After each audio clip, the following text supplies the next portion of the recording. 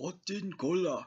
Okay, so this is my next another video in my overrated slash overlooked slash underrated movies series, and today I'm going to be talking about a movie that wasn't really recognized that well by audiences or critics in its initial theatrical run, but has gained a bit of a cult following. But I still think that it could gain more of a cult following. That is a Goofy movie. So a Goofy movie is about this guy named Max, who is actually Goofy, the iconic Disney character's son. And Max has this crush on this girl named Roxanne, and he wants to spend the summer trying to impress her and get her to be his girlfriend. But Goofy forces to try to be a parent forces Max to go with him on a fishing trip, and basically Max has to figure out how to get out of this um, and go to this concert for this guy called this pop artist, Michael Jackson inspired pop artist called Powerline, because Max accidentally lied to Roxanne saying that he would be at the Powerline concert. So this movie is very dated, and sometimes the animation is very creepy, like in this clip right here. This is pathetic. Ugh.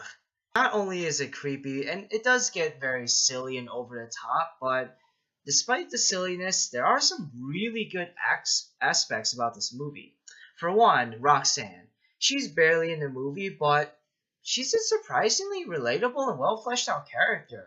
For a character that has such little screen time, she really is like a well defined character. She isn't just this super hot, attractive, popular girl. And Max is, and Max, of course, is, kind of a loner at school. He isn't really that cool.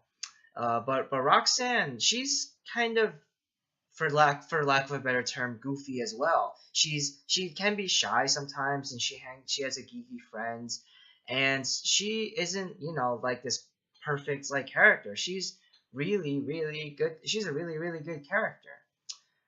Something else that was really interesting about this movie was the relationship between Max and Goofy.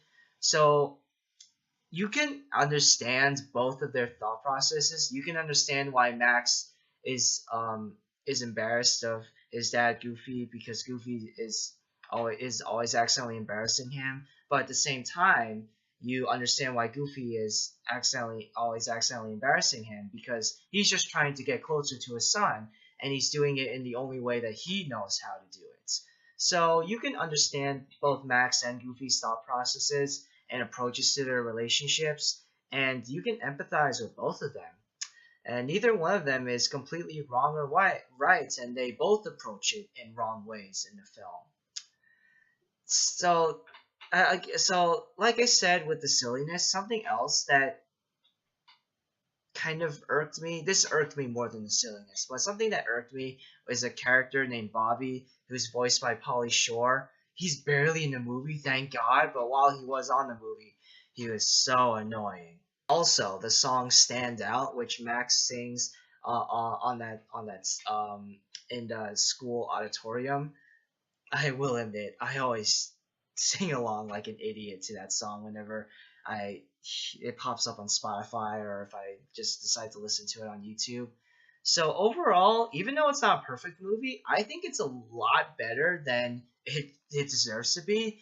And I think that I think that's really good. And if you haven't seen it, definitely check it out. I'm going to give a Goofy movie a 9 out of 10.